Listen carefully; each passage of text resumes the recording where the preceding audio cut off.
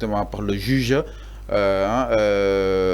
Leneen itam du côté de la régie donc mujj nañ ko place exactement sous mandat de dépôt donc ki nga xam que moo di Badara Gadiaga envoyé nañ ko exactement en prison après son audition avec justement le juge d'instruction donc nag le chroniqueur de la TFM Badara Gadiaga a été placé sous mandat de dépôt ce lundi matin au terme de son audition devant le juge d'instruction. La confirmation de cette transmission en détention provisoire a été donnée directement aux journalistes présents dans l'enceinte du tribunal donc nag motif yi nga xam ni itam moom la ñu daal di toppee ki nga xam nekk moo di Badara gis na loolu ba daal si yegg donc il est notamment reproché à Badara Gadiaga la division de fausses nouvelles maanaam di biral xibaar yu baaxul ak xibaar yoo xam ni itam wérul toppee nañ ko waaye itam benn bi mooy des propos contraires aux bonnes mœurs et une offense à une autorité publique investie de prérogatives présidentielles donc nag mu nekk ay chef d'accusation yi nga xam ni itam moom ki nga xam nekk moo di Badara Gadiaga placé nañ ko exactement donc nag placé en garde à vue à la division spéciale de la cybercriminalité di li nga xam nekk moo di la DC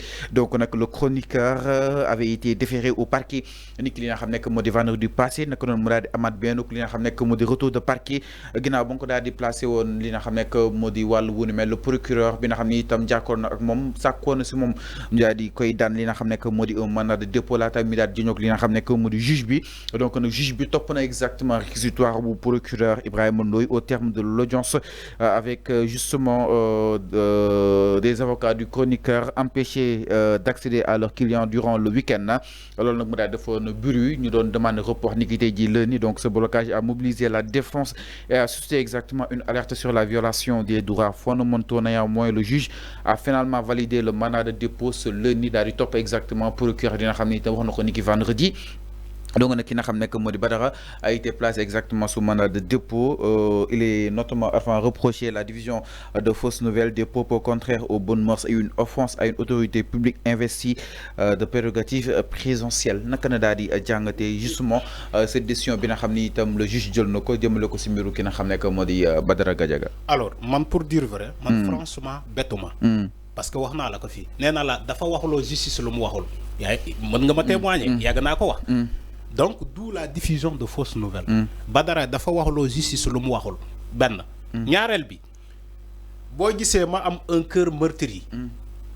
ma ne man mënuñu nekk Sénégal ñun ñu am fii société civile ñu am fii droit de comment dirais-je les droits de l'homme ñu am fii RADDHO am fii xawma lam am fii FRAPP France dégage am fii Jamra laa la wax.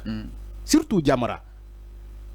mënuñu am jumtukaay yooyu yëpp organisation yooyu yëpp surtout Jamra bi taxaw dinaa non man je défends les mœurs Badara wax loolu ci plateau ma gis Mame Matar Gueye de Jamra aller soutenir quand même di je soutiens Badara te en sachant que le gars lu mu wax ci plateau bi yow loolu nga yàgg reprocher ay artistes yu bëri. Alors loolu parenthèse la su ma ñëwee ma ne la Fallou la diffusion de fausses nouvelles. La diffusion de fausses nouvelles. Du article 250 xam nga 250. du moom moo ko wax. ma ne la elle existe dañ koy jaawale ak joxe sa xalaat. du joxe sa xalaat moom la ñuy wax ci baatu wolof. baatu tubaab comment dirais-je liberté d'expression. ma ne la nit ñi dañ koy jaawale. La diffusion de fausses nouvelles elle est différente.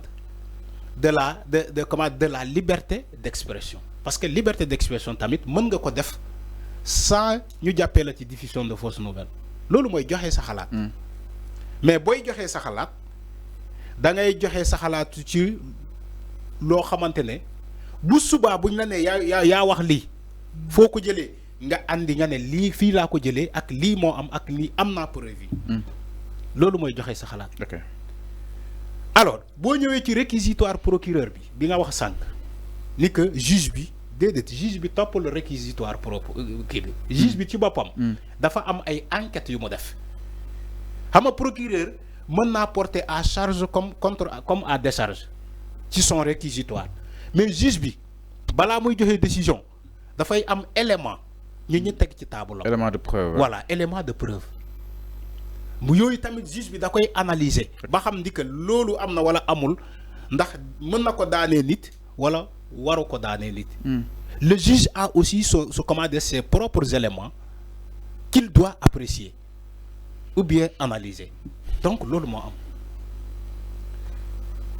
Donc boo ñëwee ci le cadre général pour conclure dama ne. Fallou xam nga yàgg naa fi wax ni que il y a les hommes du système. Il y a des hommes du système.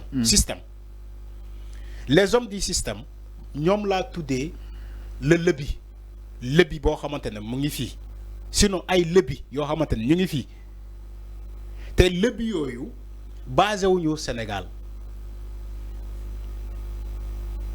boo déggee Ousmane Sonko lu muy waxee dafa ne la face visible de l'iceberg xam nga iceberg boo ko soreyee da ngay yaakaar ni iceberg boobu mooy cat bi nga gis.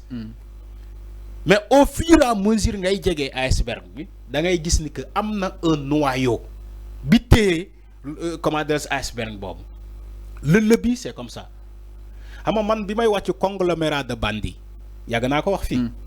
yàgg naa wax fii ay lobby yàgg naa wax fii aussi système ba ma ne la y a des journalistes du système nu mu amee journalistes du système noonu la amee des chroniqueurs du système noonu la amee partout dans les corps les gens du système.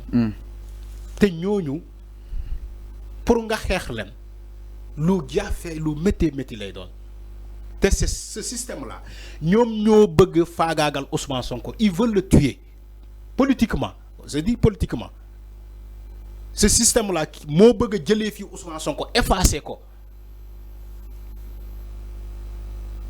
donc système bi est prêt à tout bu ko jaree sax mu fay ay chroniqueurs ñuy toog ci plateau di dénigrer Ousmane Sonko di ko saaga su ko neexee système donc da nga jàpp ni problème bi Ousmane Sonko dund jamono ji. non c'est le système donc mun nañ jàpp ni chroniqueurs yi c'est des bêtes noires d'Ousmane Sonko. non système laay wax. donc ce système c'est un bête noire peut-être. mais le système bëggul Sonko. alors mais enfin quand on évolue un peu. xam ma ñëw ma daaneel foofu. xam nga lu tax système bi bëggul Sonko. système bi Ousmane Sonko arrangé wu ko Ousmane Sonko pour mu mën a xeex système bi il a fait partie du système dafa am benn penseur bi ko wax comment dirais-je Karl Marx. Karl Marx moo ne moom Karl Marx c'est un bourgeois mais il a combattu les bourgeois Karl Marx moo ko wax. Il dit moi qui est bourgeois j'ai combattu les bourgeois. Platon taxaw ne ko la méthode comment dire le mot démocratie c'est de la merde c'est moom la ñuy dund Sénégal. C'est le système qui envoie des chroniqueurs des journalistes ñi raconter di n'importe quoi après ils disent non c'est la démocratie non c'est la liberté d'expression moo tax Platon ne leen la démocratie boo ko déggee xam ni que c'est de la merde c'est toujours un groupe de personnes ñoom ñoo fabriquer démocratie ñoom ñoo koy njëriñoo ñoom ñoo koy bénéficier wu un groupe de personnes ñoom ñoo fabriquer démocratie Platon moo ko wax moo tax ma jël la exemple la pour mieux expliquer Ousmane Sonko pourquoi système bi bugg ko. Donc est-ce que nekko di confirmer que ni Badara Gadiaga dérangeait concrètement? Non, Badara c'est un homme du système. Donc il dérangeait. Je ne dis pas, mais c'est normal. Donc aujourd'hui, c'est normal de déranger. Donc aujourd'hui, il se retrouve dans le lien de la détention. Mais Fallou, c'est normal de déranger. Donc képp ku nekk si yoon bi daal. sooy xaw a déranger daal. Non. Lu xew? Dama ne. C'est normal Badara mu déranger. Tu sais pourquoi mu déranger? Quand il fait partie du système. te plateforme bu ñu gis ni que yow wax nga fi ay transactions. ñu ñuy laaj Badara Gadiaga kan moo la envoyé xaalis bi. foo jëlee xaalis bi. Il n'arrive pas à justifier cela. Mais le système, c'est des milliardaires. C'est des milliardaires. Si nous voulons des décisions changer, nous koy financer. Mu jaral len sen bakkan. Ñu financer décision bobu. Ay nit dem xexé décision bobu ba mu changer. Donc c'est normal que tu dis que Badara Gadiaga il dérange. Il peut déranger. Yo tay système bi bu la ngembé tay da ngay déranger comme Abdou Nguer mu fi nekkoon. Donc li mooy solution bi daal jël ko téye ko na la fàtte ko. non mooy solution bi ngeen jàpp. bul confondre non dañuy laaj enfin damay laaj man damay laaj. c'est la loi. ok damay laaj. xam nga ñoom dañoo instrumentaliser ngemb seen nit. ils ont tendance parfois à oublier que ni que y a une loi qui existe. gis nga nit boo ko yónnee pour mu dem saaga diw. war nga sóoraale ni que loi tamit mën na agir ci kawam à tout moment. mi non exactement c'est donc, ça. Voilà donc c'est le cas de comment de Badara Gadiaga. Alors c'est la loi qui a agi.